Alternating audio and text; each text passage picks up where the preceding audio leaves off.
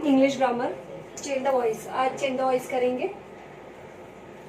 जो भी ग्रामर में जो मतलब जितना भी पोर्शन है वो सब फिर से पूरा रिवाइज होगा। जो 8th में भी कर चुके हो, 9th में भी कर चुके हो, वो सब फिर से करेंगे। जैसे हमने फर्स्ट स्टार्ट किया था इन्फिनिटिव, उसके बाद काइंड्स ऑफ सेंटेंसेस किए, उसके बाद negative, affirmative, add a question tag, exclamatory. तो अभी हम करेंगे change the voice. Change the voice, active sentence को पैसिव बनाना होता है या फिर पैसिव को एक्टिव। ज़्यादातर एक्टिव को पैसिव बनाना आता है। तो अभी इसमें मैं तुमको पहले लिस्ट दे रही हूँ वर्ड्स की कि अगर एक्टिव वर्ड मतलब अगर सेंटेंस एक्टिव है तो उसे अगर पैसिव बनाना है तो वो वर्ड्स कैसे चेंज होते हैं। तो वो लिस्ट दे रही हूँ, पहले वो लिस्ट कॉपी करो।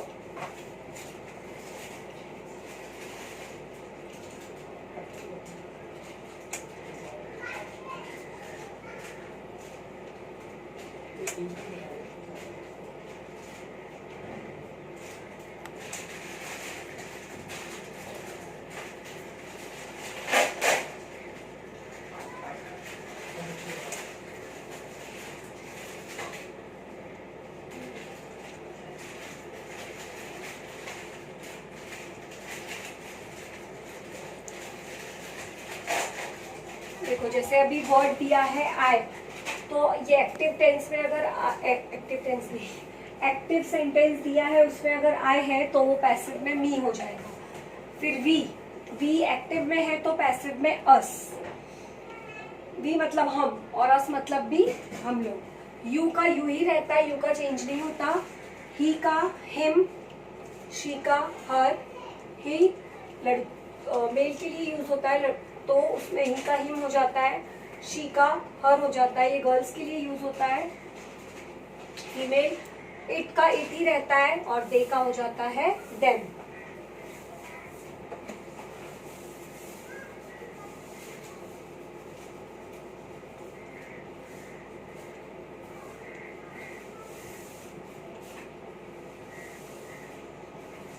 तो ये एक्टिव का पैसिव वर्ड्स क्या चेंजेस होते हैं वो याद रखने हैं। अब इसमें टेंसेस के हिसाब से एक्टिव का पैसिव सेंटेंस चेंज होता है। टेंसेस के हिसाब से, और एक रूल बताऊंगी मैं, वो रूल के हिसाब से करना है हमें। तो first I right a poem, ये सेंटेंस है। ये सिंपल प्रेजेंट टेंस का सेंटेंस है। अभी हमें कैसे पता कि ये सिंपल प्रेजेंट टेंस है? क्योंकि वर्ब जो यूज होती है सेंटेंस में उससे पता चलता है। वर्ब अगर फर्स्ट फॉर्म में है तो जो सेंटेंस होता है वो हमारा प्रेजेंट टेंस में होता है। वर्ब अगर सेकेंड फॉर्म में है तो वो हमारा सेंटेंस पास्ट टेंस होता है। अब जैसे यहाँ पे राइट दिया है, आई राइट अ पोयम, तो यहाँ पे ये हो गया, आई हो गया प्रोनाउन और राइट हो गया वर्ब। तो अब ये जो वर्ब है हमारा राइट, वो हमें देखना पड़ेगा कौन से फॉर्म में है। तो write, wrote, written, write, wrote, written. तो राइट जो है वो फर्स्ट फॉर्म में है। तो फर्स्ट फॉर्म में जब वर्ब दिया है तो हमारा सेंटेंस ये सिंपल प्रेजेंट टेंस का है। तो अभी सिंपल प्रेजेंट टेंस है। अभी इसमें हमें पहले ये जो एक्टिव से पैसिव सेंटेंस बनाते हैं उसका रूल लिखती हूँ मैं, उस रूल के हिसाब से हम इसे चेंज करेंगे। अभी जैसे ये होता है सब्जेक्ट, ये हो गया वर्ब और ये हो गया ऑब्जेक्ट। Subject, verb, object. अभी जो हम ये एक्टिव सेंटेंस है इसे हमें पैसिव करना है तो हमारा फर्स्ट रूल के हिसाब से पहले आ जाता है ऑब्जेक्ट, फिर हेल्पिंग वर्ब। सबसे पहले हम लिखेंगे ऑब्जेक्ट, उसके बाद हेल्पिंग वर्ब, फिर उसके बाद वर्ब का थर्ड फॉर्म, फिर प्लस, बाय, प्लस सब्जेक्ट। ये रूल याद रखना है। ये रूल के हिसाब से ही एक्टिव से पैसिव सेंटेंस होता है। सिर्फ टेंसेस के हिसाब से थोड़ा चेंजेस होता है, तो वो हम जैसे जैसे सेंटेंस टेंसेस के हिसाब से सीखेंगे वैसे वैसे हमें समझ में आते जाएगा। अभी लेकिन ये रूल हर उसके लिए होता है। सिर्फ एक इम्पेरेटिव सेंटेंस थोड़ा अलग होता है और बाकी सब में ये रूल फॉलो कर सकते हैं, सिर्फ इसमें थोड़ा सा कुछ ऐड हो जाता है टेंसेस के हिसाब से। अगर प्रेजेंट कंटिन्यूअस है या फिर प्रेजेंट परफेक्ट है, उसके ऊपर डिपेंड होता है। तो इसलिए ये रूल याद रखना है और ये रूल के हिसाब से ही हमको एक्टिव से पैसिव बनाना है। तो अभी ये जो रूल के हिसाब से हम हमारा सेंटेंस जो एक्टिव वॉइस में दिया है इसे पैसिव करेंगे। तो फर्स्ट हमें क्या लिखना है पैसिव करते समय? ऑब्जेक्ट। तो मैंने ऑब्जेक्ट क्या बताया, ये सेंटेंस में ऑब्जेक्ट क्या है? A poem. तो फर्स्ट आ जाएगा अ पोयम।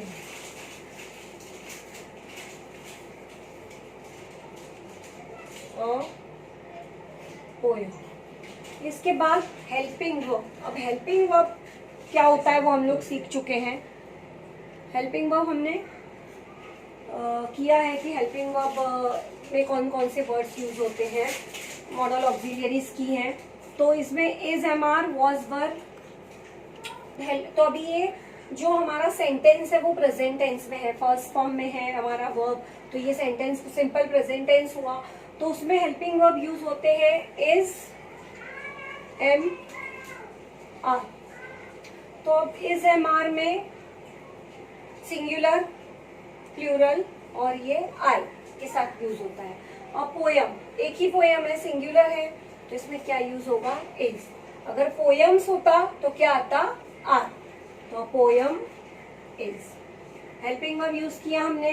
अब वर्ब का थर्ड फॉर्म, राइट हमारा वर्ब है, तो राइट का थर्ड फॉर्म है रिटर्न।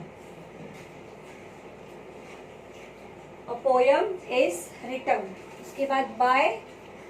अब सब्जेक्ट लिखते समय हमें ये जो एक्टिव पैसिव की लिस्ट दी है उसमें से हमें चेंज करना पड़ेगा। Poem is written by, I का पैसिव क्या हो जाता है? मी। तो a poem is written by me, ये हो गया एक्टिव का पैसिव। तो ये रूल के हिसाब से ही करते जाना है, ये रूल याद कर लो तो कोई भी सेंटेंस इजीली एक्टिव से पैसिव बना सकते हैं। ये हो गया सिंपल प्रेजेंट टेंस। अब हम दूसरे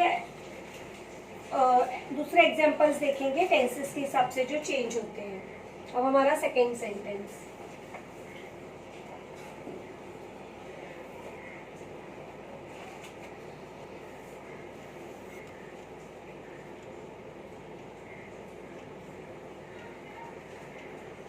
अभी सेकेंड सेंटेंस मैंने लिखा आई रोट अ पोयम। अभी इसमें हमें पहले तो ये देखना है कि जो वर्ब दिया है वो कौन से टेंस में है।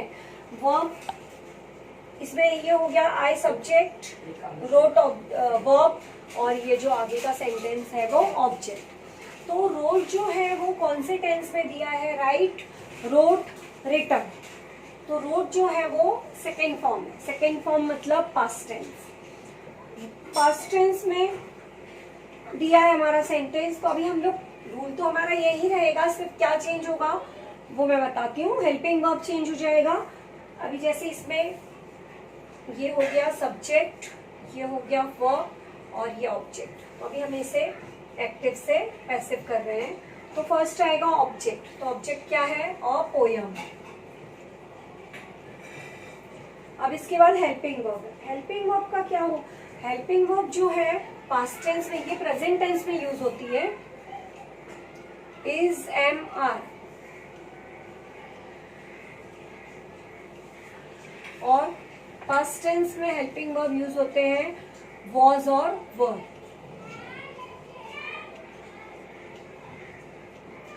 सिंगुलर के लिए वॉज, प्लूरल के लिए वर।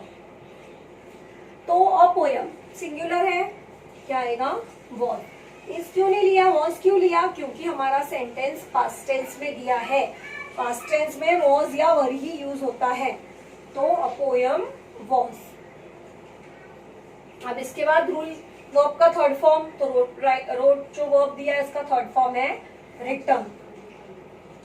फिर बाय, सब्जेक्ट आई का मी। तो ये हो गया हमारा सिंपल प्रेजेंट टेंस का सेंटेंस, ये हो गया हमारा सिंपल पास्ट टेंस का सेंटेंस। अभी इसमें डिफरेंस क्या है? रूल वही है, सब कुछ वही है, सिर्फ फर्क हमने जो डिफरेंस है वो डिफरेंस हमारे हेल्पिंग वर्ब का है।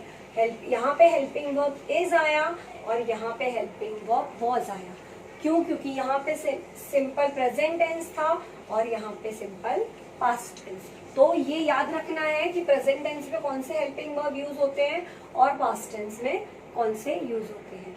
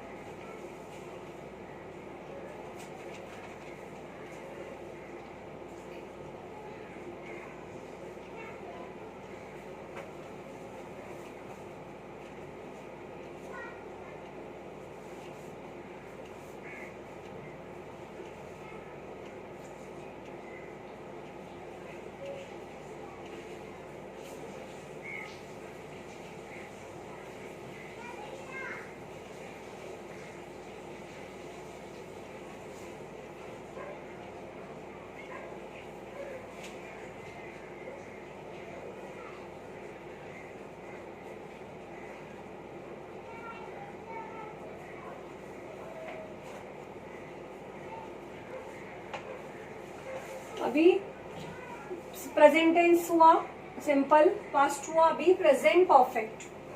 Present perfect tense, present perfect tense में क्या होता है?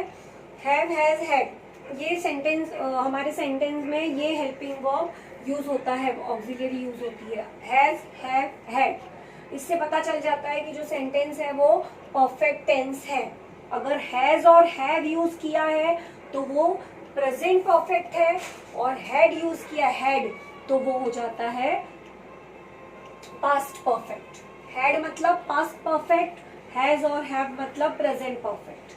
तो अभी I have written a poem, अभी इसमें क्या होता है? जो हैव हैज आ गया वर्ड में, हैव या हैज या हैड, तो इसके साथ हमेशा वर्ब का थर्ड फॉर्म ही रहेगा। ये चीज याद रखनी है तुमको कि has, have, had. Perfect tense जो होता है उसमें हमेशा वर्ब का थर्ड फॉर्म ही दिया हुआ होता है। तो अभी हमें ये एक्टिव सेंटेंस दिया है, इसको पैसिव बनाना है। ये तो सिर्फ ये तुमको दिया नहीं रहेगा कि ये कौन से टेंस में दिया है, वो तुमको समझना है कि सबको चेंज कैसे करना है। वो सिर्फ मैं लिख रही हूँ क्योंकि समझ में आए कि सेंटेंस कौन से टेंस में है तो कैसे चेंज होगा। अभी हमारा रूल जो था वो मैं इधर लिख देती हूँ, वही object plus helping verb, verb का third form plus by plus subject. ये रूल के हिसाब से करते जाना है। तो अभी ये सेंटेंस में ये है हमारा सब्जेक्ट, ये है हमारा हेल्पिंग वर्ब, यहाँ हेल्पिंग वर्ब दिया है, ये है वर्ब और ये है ऑब्जेक्ट। तो फर्स्ट हमें क्या लिखना है? ऑब्जेक्ट। तो ऑब्जेक्ट क्या है हमारा? A poem, a poem. अब हेल्पिंग वर्ब, हेल्पिंग वर्ब जब दिया है तो वही यूज होता है, नहीं दिया होता है तो हमें देखना होता है कि इज आएगा कि एम, कि वॉज, की वर्ब। तो यहाँ पे हैव है तो हैव का हैज भी हो सकता है। क्यों? क्योंकि सिंगुलर के साथ हैज यूज होता है और प्लूरल के साथ हैव। सिर्फ आई और यू इनके साथ हैव यूज होता है, हैज यूज नहीं होता है। आई हैज नहीं होता, आई हैव होता है। तो अ पोयम, तो ये सिंगुलर है ना पोयम, तो यहाँ पर हैज यूज होगा, हैव नहीं होगा। टेंस इस पे उसके सिंगुलर और प्लूरल पे डिपेंड होता है कि हेल्पिंग वर्ब क्या यूज होगा, टेंस और उसके दोनों के ऊपर। तो अ पोयम हैज, अब ये हो गया हेल्पिंग वर्ब यूज हो गया हमारा। इसके बाद वर्ब का थर्ड फॉर्म, तो मैंने बताया कि परफेक्ट टेंस जो होता है उसमें हमेशा वर्ब का थर्ड फॉर्म ही दिया रहता है। तो रिटर्न ये थर्ड फॉर्म में ही है तो हम रिटर्न का रिटर्न ही लिखेंगे।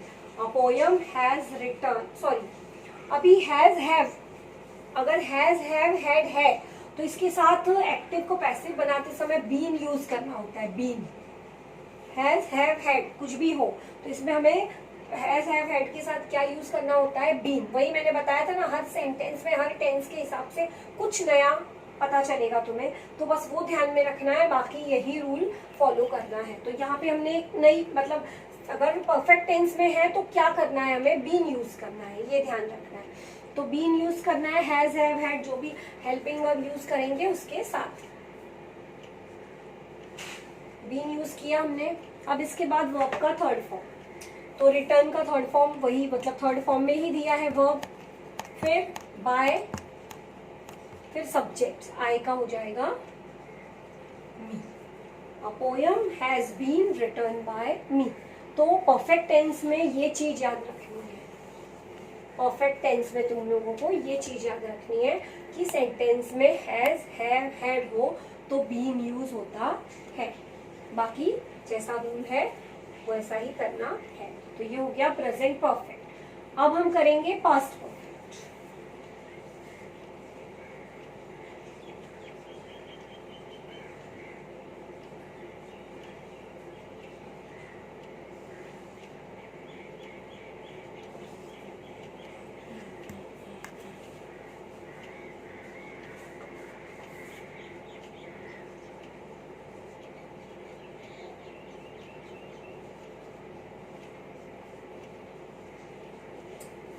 I had written a poem। यहाँ पर जो हेल्पिंग वर्ब है वो हैड है। हैड है मतलब हैड पास्ट टेंस में यूज होता है। तो हैज, हैव, हैड है मतलब इतना तो पता है कि परफेक्ट है, लेकिन पास्ट परफेक्ट है कि प्रेजेंट परफेक्ट है वो कैसे पता चलता है? Has, have, present perfect, had, past perfect. तो हैड है इसलिए ये पास्ट परफेक्ट है। और पास्ट परफेक्ट में और इसमें क्या डिफरेंस होता है वो देखना है।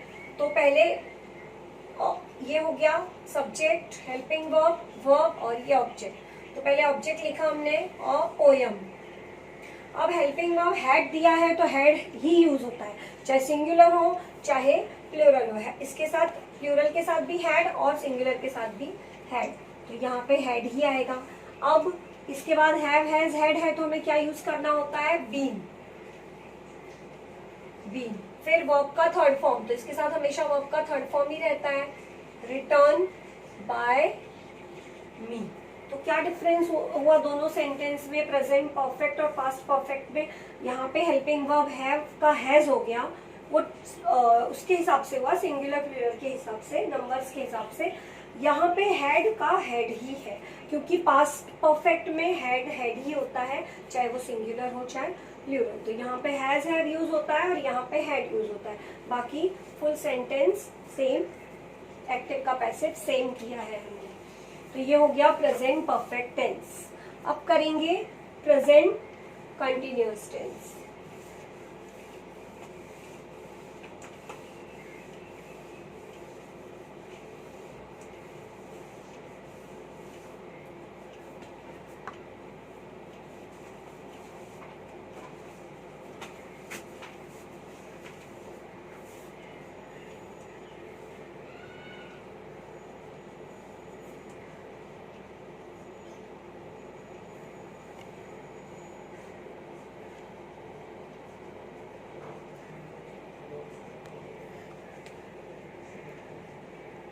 प्रेजेंट कंटिन्यूअस या प्रेजेंट प्रोग्रेसिव, दोनों ही एक ही होता है, दोनों का मतलब, चाहे वो प्रेजेंट कंटिन्यूअस हो चाहे प्रेजेंट प्रोग्रेसिव हो। तो अभी इसमें सेंटेंस कैसे रहेगा?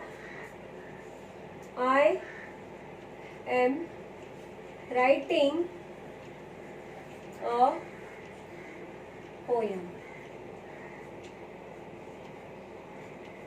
I am writing a poem. इसमें वर्ब जो है वो आईएनजी, उसके साथ आईएनजी यूज हुआ है, आईएनजी फॉर्म में है।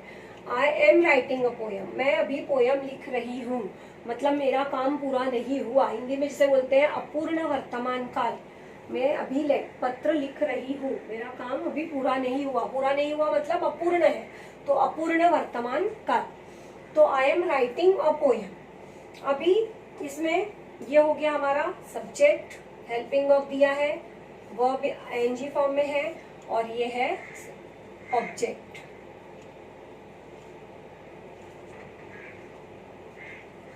तो पहले हम क्या लिखेंगे एक्टिव को पैसिव बनाते समय? ऑब्जेक्ट। तो ऑब्जेक्ट क्या है? A poem. अभी हेल्पिंग वर्ब इसमें एम दिया है, और पोयम एम नहीं आ सकता। पोयम के साथ एम कैसे आएगा? आई था इसीलिए आई के साथ एम आया। तो ये जो प्रेजेंट टेंस के हेल्पिंग वर्ब्स हैं वो कौन से हैं? Is, am, are.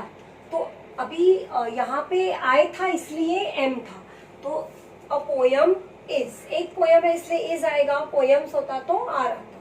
तो यहाँ पे क्या यूज करना है हमको? Helping verb is. अब वर्ब का थर्ड फॉर्म, तो राइट का थर्ड फॉर्म पता है हमें क्या है? Written.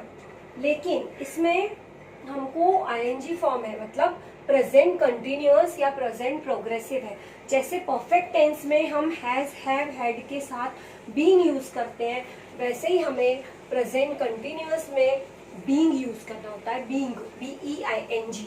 A poem is being, फिर वर्ब का third form written by me. तो अभी ये समझ में आया हमें कि टेंसेस के हिसाब से कैसे हमारे सेंटेंस में क्या चेंजेस होते हैं। रूल हमारा सेम होता है, कुछ तो एक न्यू ऐड करते हैं हम, जिस टेंस में दिया है उस टेंस के हिसाब से। तो यहाँ पे राइटिंग था इसलिए आईएनजी फॉर्म में है ना वर्ब, तो यहाँ पे बीइंग यूज करना है, BEING, बी, हेल्पिंग वर्ब के बाद।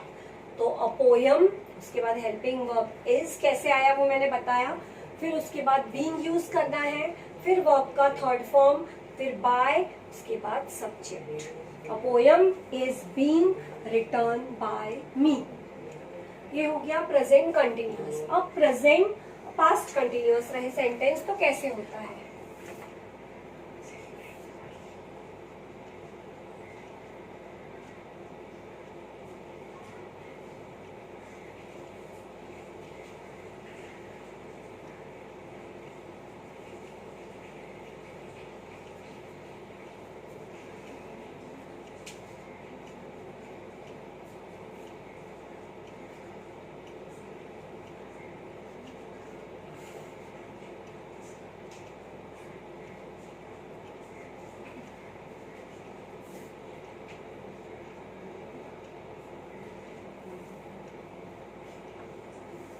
अ poem, I was writing a poem. अभी ये सेंटेंस पास्ट कंटिन्यूअस में है, कैसे पता चल रहा है?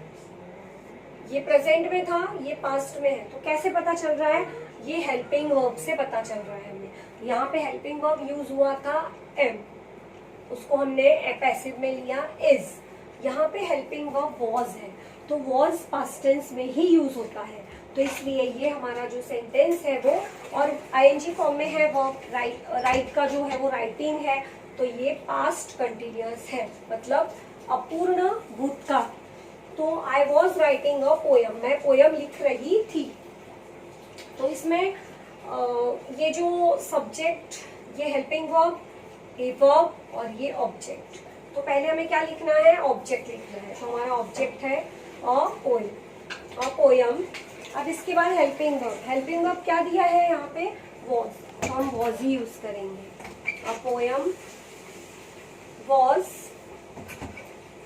अब कंटिन्यूअस टेंस है, कंटिन्यूअस टेंस है मतलब आईएनजी फॉर्म में है वर्ब, तो हमें क्या यूज करना है? Being. A poem was being. फिर राइटिंग का third form return by me, तो ये हो गया पास्ट कंटिन्यूअस टेंस। मतलब चेंज कितना होता है? सिर्फ हेल्पिंग वर्ब में चेंज होता है बस। अगर प्रेजेंट कंटिन्यूअस रहता है तो ये हेल्पिंग वर्ब में से यूज होता है, पास्ट कंटिन्यूअस रहता है तो पास्ट टेंस में, मतलब पास्ट टेंस भूतकाल हो कुछ भी, तो उसमें वॉज वर, इतनी तुम्हें याद रखना है, और प्रेजेंट टेंस में इज, एम, आर। और इसमें सिलेक्शन कैसे होता है? इसमें सिलेक्ट करते हैं वर्ब, यहाँ पे जो हमारा सब्जेक्ट होता है वो सिंगुलर में है या प्लूरल में है, उसके ऊपर डिपेंड होता है।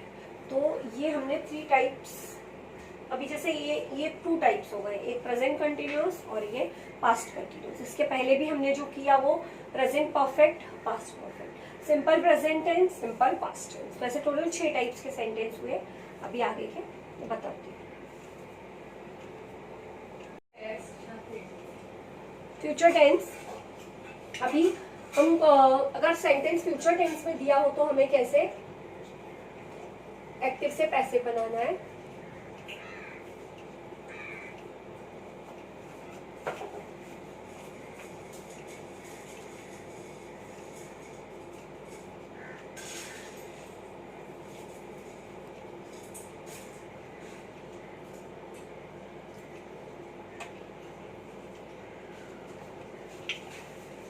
आई shall write a poem.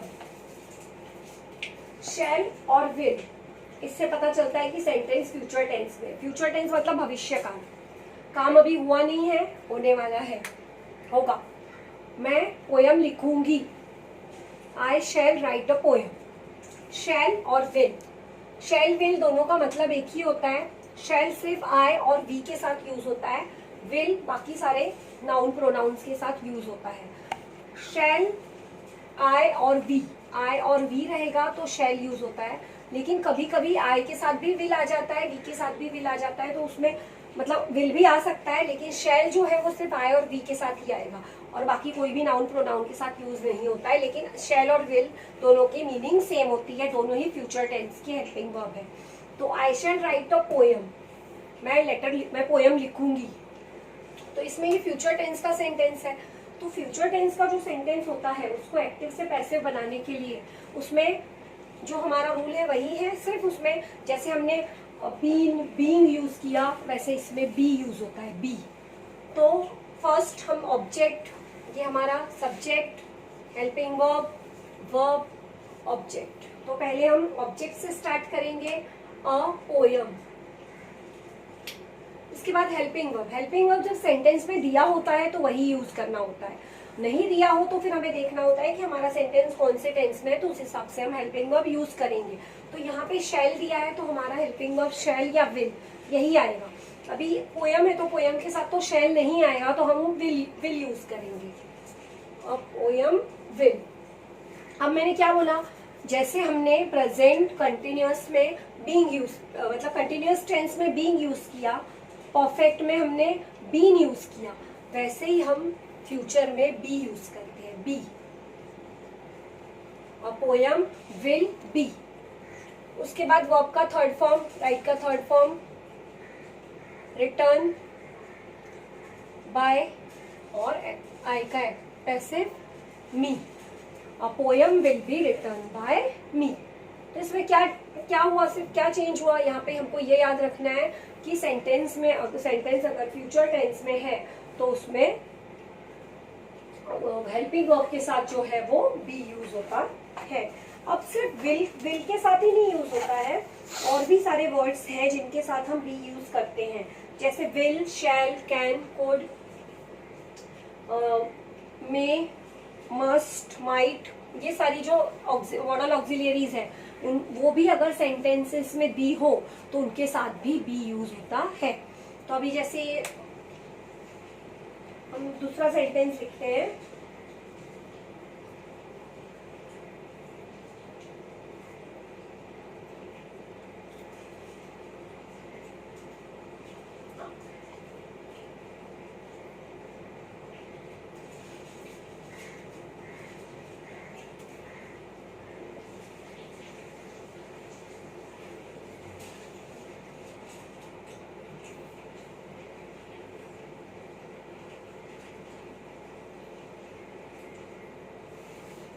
I can find a seat in another compartment. ये सेंटेंस दिया है, इसको हमें एक्टिव को पैसिव करना है।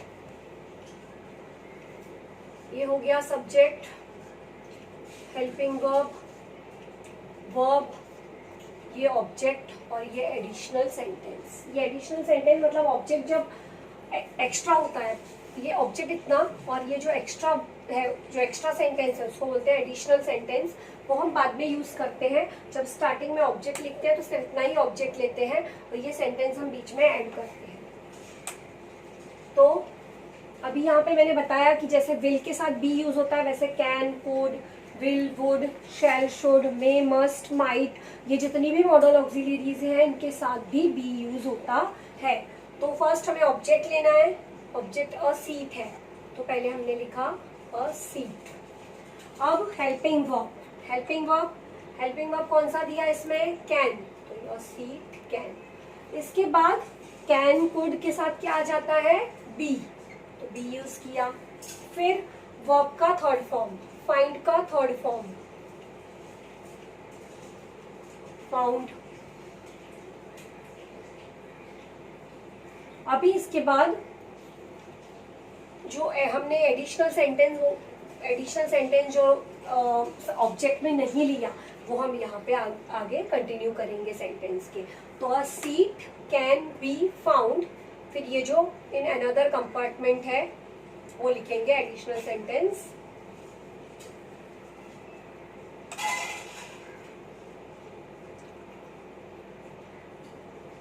फिर बाय, उसके बाद सब्जेक्ट आएगा मी।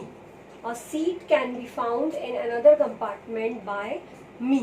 तो ये सेंटेंस में हमने नया क्या सीखा कि अगर एडिशनल सेंटेंस दिया हुआ है तो वो हमें हमारे जो वर्ब का थर्ड फॉर्म आ जाएगा उसके बाद यूज करना है।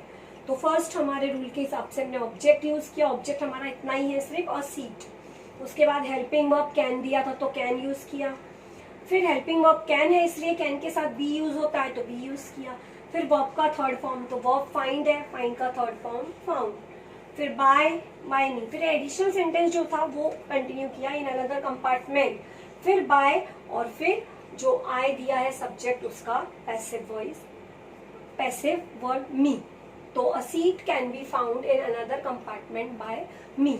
तो ऐसे ही कैन, कुड, मैं वर्ड्स लिख के दे रही हूँ, वो सारे वर्ड्स रहेंगे तो उनके साथ में बी यूज करना है तुम्हें। मतलब विल हो,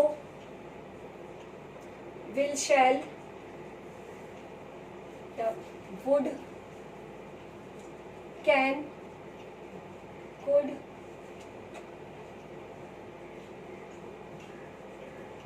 मे, मस्ट, might,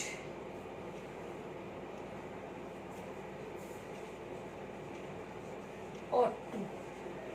ये सारी मॉडल ऑक्सिलियरीज अगर सेंटेंस में दी हो तो तुम्हें, जैसे विल के साथ बी यूज होता है वैसे इन सारे मॉडल ऑक्सिलियरीज के साथ भी बी यूज होता है। तो ये हो गया future tense.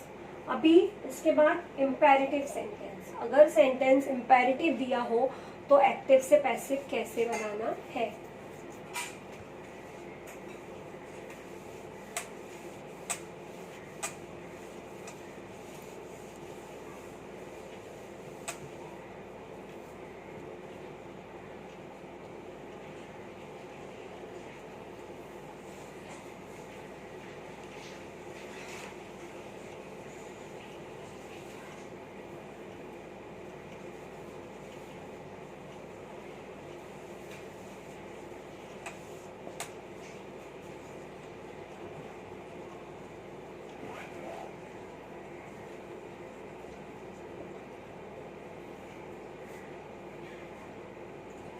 Close the gate, ये जो सेंटेंस है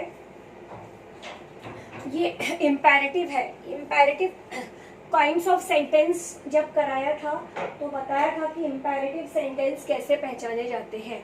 इम्पेरेटिव सब सेंटेंसेस में सब्जेक्ट नहीं होता है, डायरेक्ट वर्ब से स्टार्ट होते हैं।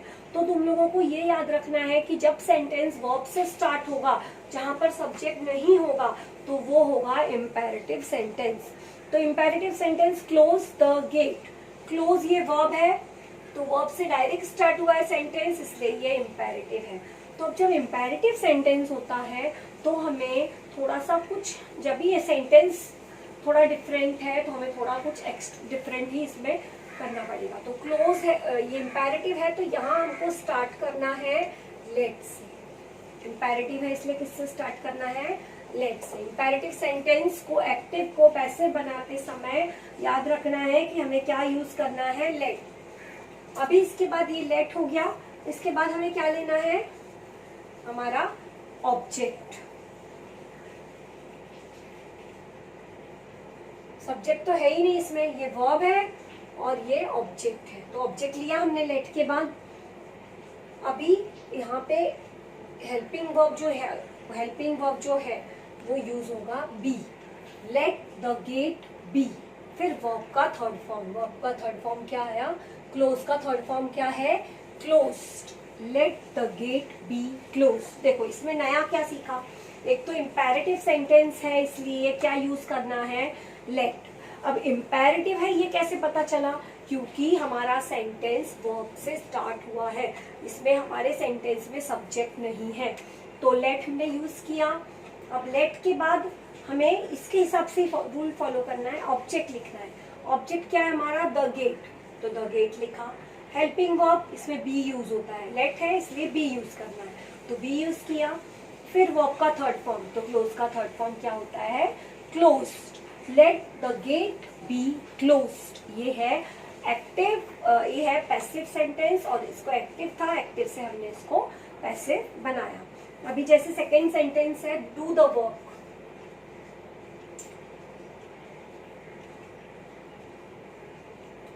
डू द वर्क, ये वर्ब है डू, तो वर्ब से स्टार्ट हुआ है इसलिए ये इंपैरेटिव सेंटेंस है। तो इंपैरेटिव सेंटेंस है इसलिए हम इसे किससे स्टार्ट करेंगे पैसिव बनाते समय, लेट। लेट के बाद क्या आएगा हमारा ऑब्जेक्ट, तो ऑब्जेक्ट क्या है, द वर्क। फिर हेल्पिंग वर्ब क्या यूज होगा इसमें, बी। याद रखना है कि लेट से स्टार्ट किया मतलब हेल्पिंग वर्ब यूज करना है, बी। फिर डू का थर्ड फॉर्म, वर्ब का थर्ड फॉर्म, तो ये हमारा वर्ब है, तो डू का थर्ड फॉर्म क्या होता है, done. Let the work be done, let the work be done, ये हो गया हमारा पैसिव सेंटेंस। ये एक्टिव था, इसको हमने पैसिव बनाया। तो इंपेरेटिव में क्या डिफरेंस होता है वो तुम लोगों को अभी अच्छे से समझ में आ गया होगा।